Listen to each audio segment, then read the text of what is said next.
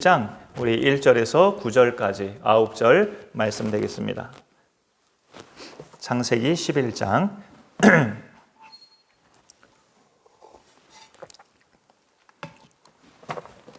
우리 1절부터 9절까지 합독으로 읽습니다. 시작. 온 땅의 언어가 하나요 말이 하나였더라. 이에 그들이 동방으로 옮기다가 시날 평지를 만나 거기 거류하며 서로 말하되 자 벽돌을 만들어 견고히 굽자 하고 이에 벽돌로 돌을 대신하며 역청으로 진흙을 대신하고 또 말하되 자 성읍과 탑을 건설하여 그 탑 꼭대기를 하늘에 닿게 하여 우리 이름을 내고 온 지면에 흩어짐을 면하자 하였더니 여호와께서 사람들이 건설하는 그 성읍과 탑을 보려고 내려오셨더라. 여호와께서 이르시되 이 무리가 한 족속이요 언어도 하나이므로 이같이 시작하였으니 이후로는 그 하고자 하는 일을 막을 수 없으리로다. 자 우리가 내려가서 거기서 그들의 언어를 혼잡하게 하여 그들이 서로 알아듣지 못하게 하자 하시고 여호와께서 거기서 그들을 온 지면에 흩으셨으므로 그들이 그 도시를 건설하기를 그쳤더라. 그러므로 그 이름을 바벨이라 하니 이는 여호와께서 거기서 온 땅의 언어를 혼잡하게 하셨음이니라. 여호와께서 거기서 그들을 온 지면에 흩으셨더라. 아멘. 말씀의 제목이 좀 이렇게 표현에 난해한 그런 표현인지 모르겠습니다. 배움의 목적의 타락이라는 제목의 오늘 이 본문의 말씀을 같이 나누고자 하는데요. 이 당시까지 사람이 뭘 체계적으로 배운 게 있는가? 라고 우리가 질문해 본다면 하나님으로부터 직접적으로 이렇게 배운 것이 있죠. 처음 사람 남자와 여자에게 생육하고 번성하여 땅에 충만하라. 그렇게 명령을 받았었고 그들이 죄를 짓고 나서는 이제 아무 흠 없는 그런 짐승 한 마리를 희생시키는 그런 하나님 앞에 드려지는 제사의 법을 또 아담과 하와는 성경의 기록에 구체적으로 있지는 않지만 배웠을 거예요. 아벨은 그걸 따라서 이제 양의 첫 새끼와 그 기름을 하나님께 드렸었고요. 그런 점에 있어서 처음 받은 명령이 하나님께 배운 것이고 그 다음에 그들이 죄를 짓고 나서 하나님 앞에 드려진 제사의 법이 또 그들이 배운 것이고 그렇게 살아가는 법 그런 것들을 그때그때마다 하나님으로부터 배웠던 창세기 처음 때의 그 인간들의 모습을 우리가 상상해 볼 수 있어요. 근데 이제 그 배움이 누적되면서 그거를 이제 사람들이 응용하는데 오로지 자신들의 이름을 드러내는 쪽으로 응용하는 그런 사건이 오늘 말씀에 나오는 거죠. 하나님으로부터 창조주로부터 배운 것이 있다면 그 배운 걸 가지고 누구께 그 영광을 드려야 됩니까? 나를 그렇게 가르치시고 나를 그렇게 배우도록 길을 여신 하나님께 영광을 돌리는 게 정상이죠. 근데 그 배움을 가지고 자신들의 이익과 어떤 성공, 자신들의 그 이름을 내고자 하는 것으로 쓰는 것은 오늘 말씀의 제목의 의미가 바로 그런 거라는 거죠. 배움의 목적이 타락됐다. 배움의 목적의 타락. 배움의 목적은 하나님의 영광을 위하여가 성경의 전체적인 그 대표적인 타이틀인데 그 배움의 목적을 자신들의 이름을 내고자 하는 쪽으로 사용한다면 배움의 목적이 타락됐다. 라는 의미로 오늘 말씀의 제목이 그렇습니다. 여기 보면은 본문 말씀에 2절에 그들이 동방으로 옮기다가 시날 평지를 만나 거기 거류하며 라고 되어 있죠. 시날 평지는 이스라엘 땅은 아니고요. 지금으로 말하자면 이라크, 그러니까 티그리스 강과 유프라테스 강 사이에 그 평평한 평지, 그 평지가 바로 시날 평지로 많이 알려져 있어요. 좋은 비옥한 땅이죠. 그곳에 이제 넓은 그런 평지를 만나서 여기에 우리가 거류하자, 여기에 우리가 정착하자라고 사람들이 이야기를 나누는 것을 볼 수 있습니다. 그것이 나쁘다고 볼 수는 없지만 그 목적이 다분히 하나님을 거역하는 목적이 되는 거죠. 4절 끝에 보면 그 목적이 이런 거잖아요. 우리 이름을 내고 온 지면에 흩어짐을 면하자. 이렇게 하고자 시날 평지에 성읍과 탑을 쌓아서 거기에 이제 자신들끼리 보호망을 만들고 안전하게 평생 살도록 그 안에 머물려 하는 인간의 이 목적을 우리가 볼 수 있는 거죠. 우리 앞서 말씀드렸듯이 하나님께 배운 바는 이거예요. 생육하고 번성하라, 땅을 충만하라, 땅을 정복하라. 그 명령은 아담과 하와만 받은 명령이 아니었죠. 우리가 성경을 읽으시지만 노아의 홍수 끝자락에 그 노아의 가족들이 배에서 방주에서 나와서 하나님께 제사를 드렸을 때 하나님이 그걸 기뻐 받으시고 그때 노아와 아들들에게 하나님이 재차 말씀하셨어요. 생육하고 번성하여 땅에 충만하라, 땅을 정복하라. 이 명령을 아담과 하와에게 하셨던 그대로 노아의 가족에게도 재차 말씀하셨다고요. 그러면은 그의 후손들도 자연히 하나님의 그 명령을 배워온 사람들이 되는 거죠. 그런데 여기 말씀해 보면은 배운 대로 행하는 것이 아니고 보면은 온 지면의 흩어짐을 면하자. 하나님께로부터 배운 것에 반대로 행동하는, 그럼 청개구리도 아니고 하나님께로부터 배운 것에 반대로 행하는 이 모습을 볼 때 심각하지 않게 보는 사람은 그럴 수도 있지 뭐 이렇게 생각할지 모르지만 성경의 기준으로 볼 때 이거는 죄입니다. 죄. 하나님을 거역하는 죄에 해당이 되죠. 우리 이름을 내고 사람의 그 배운 것을 통해서 그 배움의 목적이 다른 사람을 섬기고 겸손히 행하고 하나님의 영광을 위해서 살아가고 하는 쪽으로 쓰지 않으면 교만에 빠지고 배운 것에 대한 우월함 때문에 교만에 빠지고 또 자기 자랑을 하게 되고 그만큼 배우지 못한 자들에 대해서는 무시하거나 경멸하게 되는 그런 죄에 빠지게 되는 거죠. 이 당시는 지금 현대만큼 다양한 시대가 되지 않았기 때문에 이들에게 그런 떠올려진 아이디어는 우리의 흩어짐을 면하자라는 거였어요. 우리가 흩어져 사는 것을 면하자. 우리는 그렇게 살고 싶지 않다라고 이렇게 하나님에 대한 명령을 이렇게 불복하는 모습을 보게 되는 거죠. 골로새서 그 2장 8절에 보면 철학과 헛된 속임수, 너희가 철학과 헛된 속임수로 너희를 사로잡을까 주의하라. 이것은 사람의 전통과 세상의 초등학문을 따름이요 그리스도를 따름이 아니니라. 골로새서 2장 8절에서 그런 가르침의 말씀이 있습니다. 그런 사람의 전통, 헛된 속임수, 우리가 이렇게 사는 게 더 편리하지 않겠어? 하나님은 그렇게 말씀하셨지만 지금의 현실을 따져볼 때 그렇게 사는 것은 불가능하지, 어렵지 라고 이렇게 사람들의 가르침, 이런 가르침, 또 많이 전도학교 다닐 때도 많이 그 앞에서 목사님이 말씀하시지만 오늘날 교회들이 무슨 전도가 돼? 지금 시대는 옛날과 달라. 지금은 개척교회도 안 되고 전도도 옛날 같은 방식으로 해서는 안 돼. 이런 것들이 어찌 보면 다 넓게 봤을 때 사람의 그런 헛된 속임수가 될 수 있고 사람의 철학일 수 있죠. 그런 것에 빠질까 주의하라고 성경은 말씀합니다. 이 당시 바벨탑을 쌓았던 그런 사람들도 자신들끼리 이렇게 사람 수가 늘어나다 보니까 그들의 어떤 서로서로의 가르침을 통해서 하나님이 처음 명령하신 것보다 자신들끼리 오고 가는 이야기가 더 그럴듯하고 그게 더 행복하게 살 수 있겠구나 라고 생각하고 판단하는 그런 모습을 보이는 거죠. 그런데 여러분, 하나님을 배제한 상태에서 인간의 좋은 의견은 좋은 의견이 아닙니다.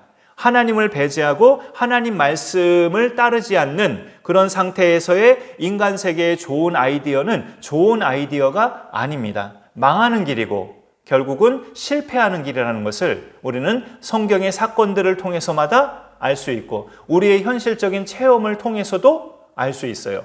그런 점을 통해 볼 때 우리는 성경에서 말씀하는 하나님의 명령, 하나님의 계명, 우리에게 배우게 하신, 우리에게 가르치신 하나님께서 거룩하게 사는 백성으로서 그 거룩한 삶답게 살기 위해서 내려주신 그 명령들, 계명들, 그거를 고수하고 그대로 그리스도 안에서 지켜나가는 삶이 배운 대로 살아가는 그런 우리의 모습인 것을 여기서 볼 수 있어요. 여기 말씀해 보면은 사람들이 성과 탑을 쌓으려는 이유는 자기의 이름을 내고가 먼저 앞에 있어요. 우리 이름을 내고 하나님의 이름을 내는 것이 피조물의 정상적인 모습인데 자신들의 이름을 내고라는 것이 이렇게 나와 있습니다. 보통은 이제 목회자들도 성숙하면 뭐 그런 것에 죄로 연결될 만한 유혹거리는 아니지만 이제 뭐 교회에서 기념품을 만들 때 교회 이름 새기고 담임 목사 아무개 항상 뭐도 이렇게 대표적인 봉투나 뭐 이게 교회와 관련된 모든 물품 만들 때마다 항상 담임 목사 아무개 이렇게 이름이 새겨져 있는 것을 보게 돼요. 전도지에도 그렇고요. 그것은 마땅히 그 교회가 동명의 다른 교회들과 구별되기 위해서는 목사의 이름이 다르구나라는 걸 알리기 위해서는 필요한 부분일 수 있는데, 그것이 목사 자신에게 자신의 이름을 드러내는 요소로 삼으면 그거는 이제 바벨탑을 쌓는 사람들과 같아지는 거죠. 그 신할 평지에다 성읍과 탑을 쌓으려던 그 시대의 사람들과 같아지는 겁니다. 그런 점에 있어서는 구별된 겸손함이 필요하다라는 것을 볼 수 있죠. 현실적인 이름은 그렇게 필요하니까 그 담임 목사의 이름을 새기지만 항상 그 내면은 하나님의 이름이 드높여져야 되고 예수 그리스도의 이름이 드높여져야 되는 그 원리, 그 성경에서 하나님이 우리에게 가르치신 그 원리는 그대로 따라야 된다는 것을 우리가 여기 말씀에서 보게 됩니다. 하나님께서 이 장면을 보실 때 어떤 반응을 하십니까? 5절에 보면 여호와께서 사람들이 건설하는 그 성읍과 탑을 보려고 내려오셨더라 라고 말씀하고 있습니다. 그래서 7절에 보면 우리라는 표현을 인간을 지으셨을 때도 하나님이 표현하셨는데 여기서도 또 우리라는 표현을 하셔요. 7절에 우리가 내려가서 거기서 그들의 언어를 혼잡하게 하여 그들이 서로 알아듣지 못하게 하자 하시고 라고 말씀합니다. 하나님이 개입하시면 인간의 모든 작전과 계획은 다 실패로 돌아갑니다. 앞서 말씀드린 것처럼 하나님을 왕따시킨 상태에서 암만 인간 세계에서 좋은 아이디어가 나와도 그거는 실패작이 될 수밖에 없다. 왜냐하면 인간 자체가 하나님으로부터 왔는데 하나님으로부터 기원이 되는데 하나님을 배제한다는 것은 앞뒤가 안 맞는 거고 말이 안 되는 소리죠. 그러니 결코 성공할 수 없는 인생이 될 수밖에 없죠. 그런 점을 우리가 볼 때 여기서 하나님이 개입하셔서 비우시는 그런 느낌을 우리가 볼 수 있어요. 5절에 여호와께서 사람들이 건설하는 그 성읍과 탑을 보려고 내려오셨더라. 구경하려고 라는 그런 의미가 있어요. 그거는 이제 일종의 비웃음이라고 할 수 있어요. 죄인들의 그런 행동이 어리석고 어이없다는 그런 비웃음을 여기서 볼 수가 있는 거죠. 우리가 그들의 언어를 혼잡하게 하여 그들이 서로 알아듣지 못하게 하자라는 말씀을 여기서 보게 됩니다. 그런데 하나님은 또 긍휼의 하나님이라서 창세기를 보면 장장마다 그 순서가 반드시 시간 순서로 돼 있는 건 아니라는 걸 읽다 보면 알 수 있어요. 창세기 1장 후반에서 남자와 여자를 창조하시니라 분명히 그렇게 말씀하고 있는데 2장으로 넘어가 보면 아담이 홀로 지내는 것이 좋지 못하니라고 여자가 아직 지어지기 전인 것처럼 2장은 나와 있단 말이죠. 그러니까 1장이 먼저 시간 순서가 나중 것이 들어가 있어요. 여기 11장도 그런 부분이 있습니다. 11장보다 앞선 장이 10장이잖아요. 근데 10장이 벌써 언어를 혼잡게 한 그 시대 이후의 이야기가 살짝 기록되어 있어요. 10장 5절을 한번 보실까요? 10장 5절을 보면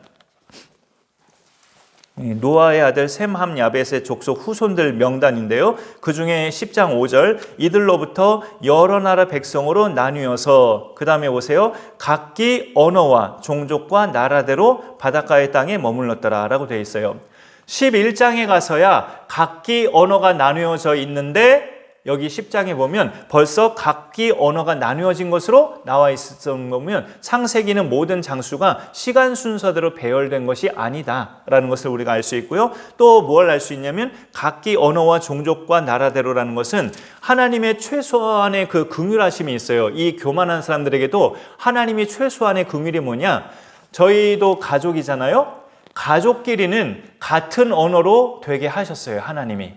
같이 사는 그 가족, 그 혈연, 그 가족과 그 지역에 자연스럽게 가까이 살기는 그 부족들과는 같은 언어끼리 하나님이 되게 하셨고 그렇지 않은 대상들끼리는 서로서로 못 알아듣는 언어가 되게 하셨단 말이죠. 10장 5절을 참조해 볼 때 하나님이 그런 최소한의 배려를 이들에게 또 하셨다는 것을 우리가 보게 됩니다. 그러면서도 하나님이 이제 이들을 흩으신 거죠. 이렇게 그 배움의 목적에 걸맞지 않는 생육하고 번성하여 땅에 충만하라, 땅에 정복하라 이런 명령이 하나님께로부터 배운 것인데 우리가 흩어짐을 면하자라고 배움을 거역하는 이 대상들을 흩어지기는 하셨지만 최소한의 긍휼을 베푸시는 하나님의 모습을 여기서 우리가 보게 됩니다.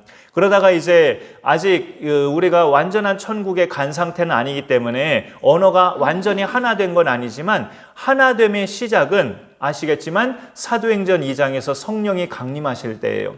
성령이 강림하셔서 마가의 다락방에 모여진 그 사도들과 예수의 제자들이 각기 방언으로 말을 하고 기도를 하고 할 때에 그 언어에 통일되는 사건을 성령께서 그렇게 비춰주셨고, 앞으로 완성되는 완전한 하나님 나라가 되면 이제 모두가 서로 소통이 되는 그런 언어로 이렇게 천국 생활을 하게 될 것을 성경은 우리에게 예고로 보여주십니다.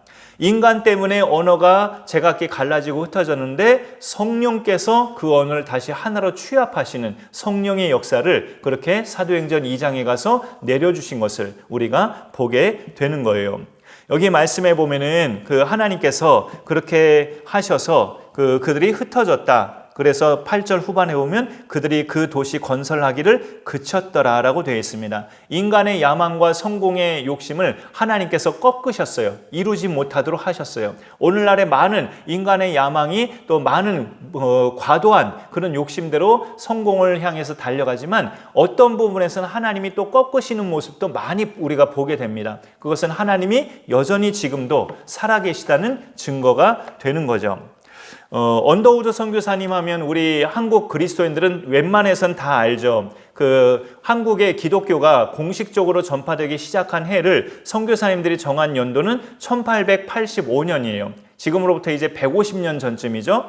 그 1885년도에 언더우드 선교사님도 한국 땅에 정착을 했는데 잘 몰랐었는데요. 그 언더우드 선교사 집안이 큰 타자기 회사를 운영하고 있었다는 거예요. 그 아버지께서 큰 타자기 회사를 운영하고 있었는데 언더우드는 아들로서 그 회사의 대표의 후계자감으로 그렇게 인식을 하고 있었죠. 부모님은. 그러나 그 언더우드는 모든 것을 내려놓고 1885년에 가난하고 미개한 이 한국 땅에 와서 선교와 교육과 의료로 자기가 가지고 있는 역량과 그 배운 모든 것들을 이 조선 땅에 다 쏟아붓는 그런 헌신자가 됐습니다. 자신의 지식과 능력을 그런 개인의 성공에다가 사용한 것이 아니라 그렇게 가난한 나라에 와서 가난한 백성을 살리는 일에 그렇게 다 쏟아부은 거죠. 그게 배움의 목적을 성공하는 길입니다. 하나님께로부터 내가 뭔가를 배웠다. 성경을 통해서 내가 배운 것이 있다. 그 배움의 목적이 성공하는 비결은 언더우드처럼 그렇게 사는 거죠. 자신의 가지고 있는 그런 의료 기술과 알고 있는 복음의 내용들 이런 것을 가지고 전혀 그런 것의 혜택을 못 누리는 대상들에게 그 모든 것을 다 공개하고 쏟아붓고 그렇게 자기를 헌신하는 그것은 하나님께로부터 배운 모든 것을 성공적으로 그렇게 발산한 인생이다 라고 우리가 볼 수 있습니다.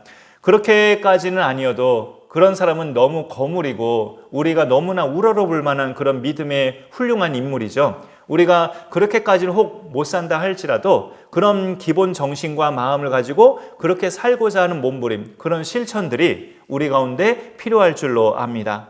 오늘 말씀을 보면서 고난주간인데 성경의 모든 그 본문들을 볼 때마다 인간은 이렇게 성읍과 탑을 건설하던 그 시대의 인간처럼 그 이후로도 계속 그런 모습이 드러나 있어요.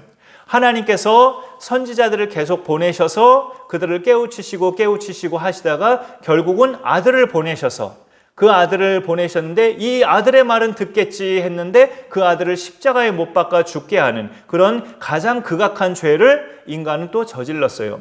하지만 하나님께서 그를 죽은 자 가운데서 다시 살리심으로 말미암아 누구든지 그를 믿으면 그 모든 극악한 죄에서 용서받고 영생을 얻게 하신다는 놀라운 파격적인 약속을 우리에게 던져주셨습니다. 하나님의 선언이죠. 명백하게 뒤집어지지 않는 하나님의 분명한 선언입니다. 그 선언의 말씀을 우리는 믿고 예수님을 믿으면서 긍휼함을 받고 용서함을 받고 살아가는 하나님의 자녀들입니다.